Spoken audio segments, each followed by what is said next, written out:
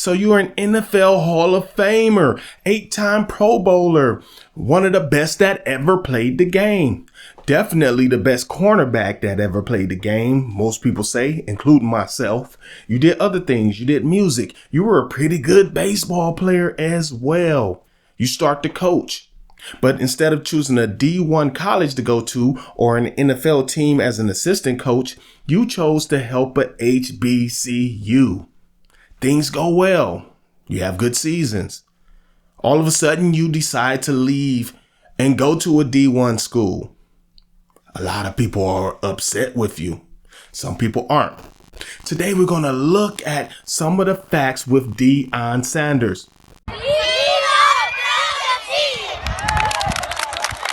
You were a star child, let your light shine for all the world. When you open your mouth to reveal a pearl, let it shine more, just to light the path. If it don't add up, man, just do the math. If it ain't for you, let it pass on through.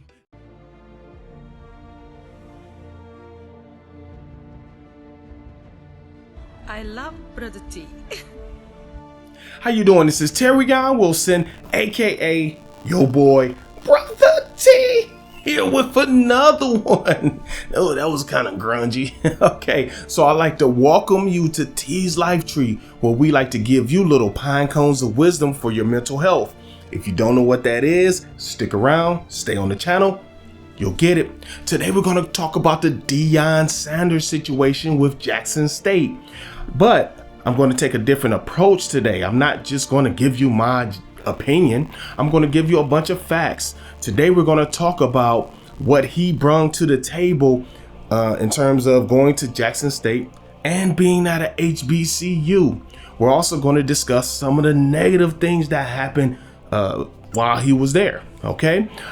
Also, we're going to tell you how they could have kept him around. Boy, this is going to be a great episode. So without further ado, let's not waste too much more time. What did he bring to the table? Let's start with his salary at Jackson State. At Jackson State, he made a purported $300,000 a year. But that's not it. He actually donated half of his salary to update Jackson State's football operation facilities, right? The locker room, stuff like that. He wanted his players and he wanted the school to be upgraded in a lot of ways. So he gave his own money to that. Also, he actually reached into his pockets and spent his own money on his own team. He even fed them in certain instances. Now, that's not cheap. When you're talking about 40 or 50 people and you're feeding them all, that's not cheap. All right, what else did he bring to the table? He used his fame as leverage to bring attention to the program, but not only the program, but HBCU football as a whole. What does that really mean? That means more people are looking, including major sports networks. They wanted to give deals all of a sudden. They were getting a lot more spotlight. These are very valuable things that he was bringing to the table. He also helped the overall ticket sales. Every time, they either went to another stadium or they played at home. So wherever he went, the ticket sales skyrocketed. He would bring in some of the people who he knew. He used his fame as leverage again to bring in players that he knew and played with from back in the day, and current players who were familiar with him to come in, motivate his team. Now, a lot of you don't realize how valuable that could be when you're a young player, you're 18, 19 years old, and then you meet a Jerry Rice or a Ray Lewis. Wow. And it becomes, not only is it motivating, but in terms of playing, the game, but it's motivating in terms of, wow, I actually see this guy who made his dream come true, and I'm trying to make that same dream come true. It becomes obtainable, if that makes sense. He even got one of the best recruits in the country, I think the best recruit in the country, to come to HBCU instead of just going to a big college. This is a very big deal in football and in college sports. Deion was bringing so much attention everywhere around, that he was an overall asset to the HBCU football situation. So these were all great things he brought to the table and should not be overlooked. You notice how long that list was? That was a lot. That was a lot to bring to the table. Now we're gonna switch gears a little bit. Switch gear. Who's that? Lonzo Ball? No, that's LeVar Ball. He got in trouble for that. We're not doing that today.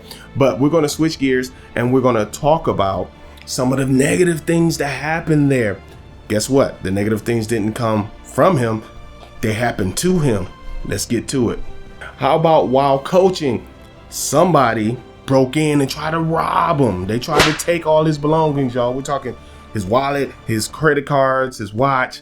He did get the stuff back eventually, right? But they tried to rob him. Stupid. Terrible. He didn't get paid enough, right?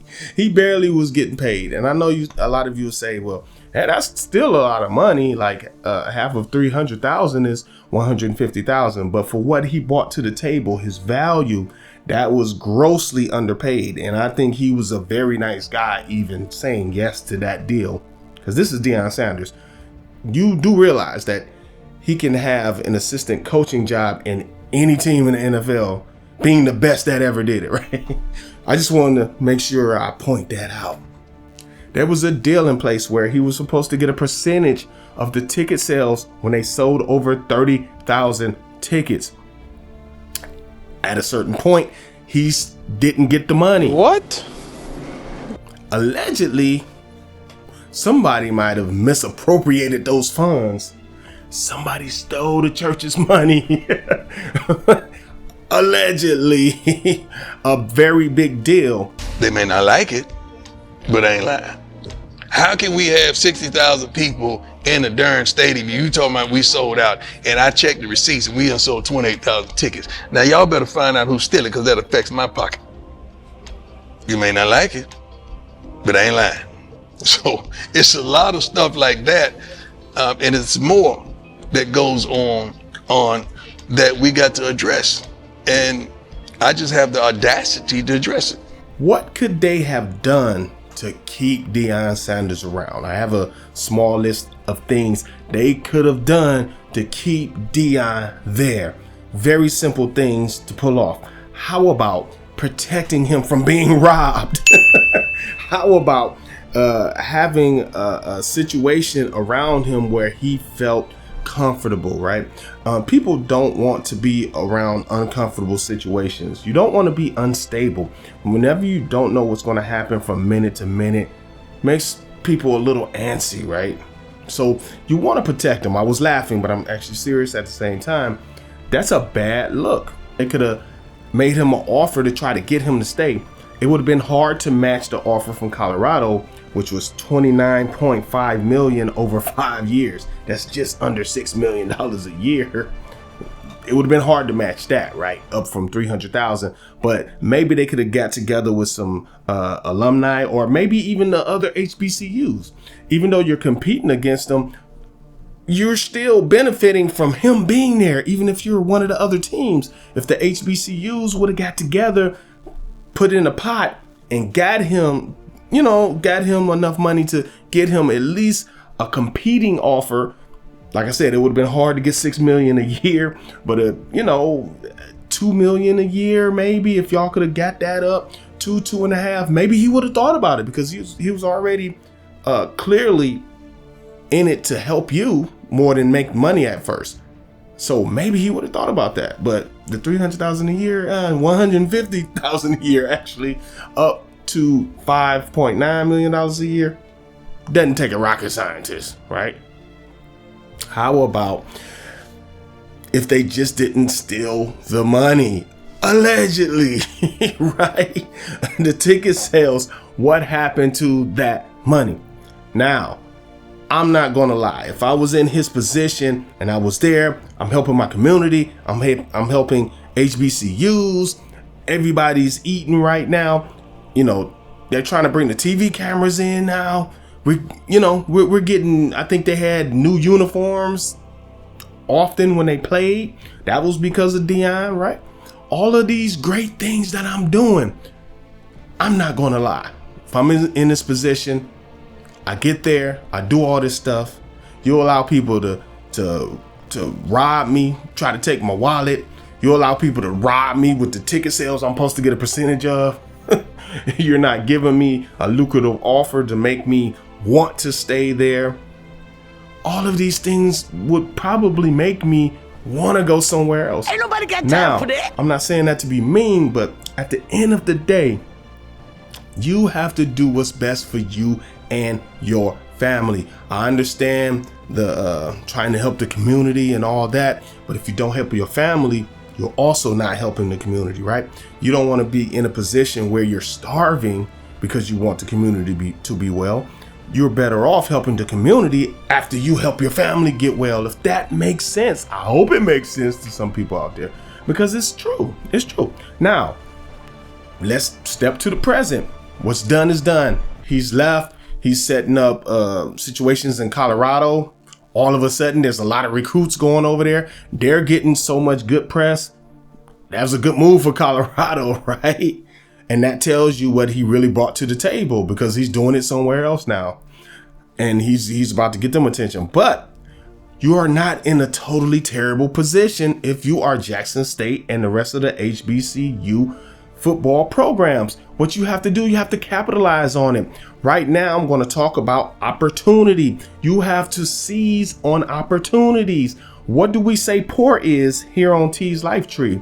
I didn't make it up, but I stole it, which is passing over opportunities repeatedly. This is a great opportunity because Deion already got you the spotlight, and he got you the spotlight enough where people are looking at HBCU football. How do you capitalize on it? Appreciate what he did, right? Capitalize by continuing what he did. What do I mean by that? He's not the only Hall of Fame football player out there. He's not the only Hall of Fame football player that's of the African American persuasion out there. He actually played at a D1 school. You actually have black Hall of Famers that played at HBCUs. Reach out to them. You have Jerry Rice out there. You have Ray Lewis out there. You have so many things that you can do that could give you some of the same level of attention that Deion brought. It would work. Trust me. People want to see Ray Lewis coach. I would be interested. I'm not lying. Jerry Rice is the best receiver of all time. Go get him. There's other players. There's players all over the place where what you can do. It's hard to get the same notoriety as Deion because he's so outgoing and he's so and so charismatic. But you have Michael Irvin's a good example. He has a lot of charisma. He can come in and he could probably be a good coach. Who knows? But you get my point. Capitalize on the situation.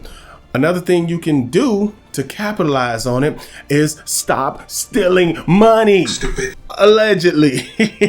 Stop stealing money. It's a bad look and it makes people not want to deal with you. This is your man, Terrion Wilson. So at the end of the day, Deion Sanders, we hope you do well wherever you go. You did the best for you and your family. HBCUs, capitalize on the situation. Take advantage of it. This is your man, Terrion Wilson. Catch you on the next one. Peace.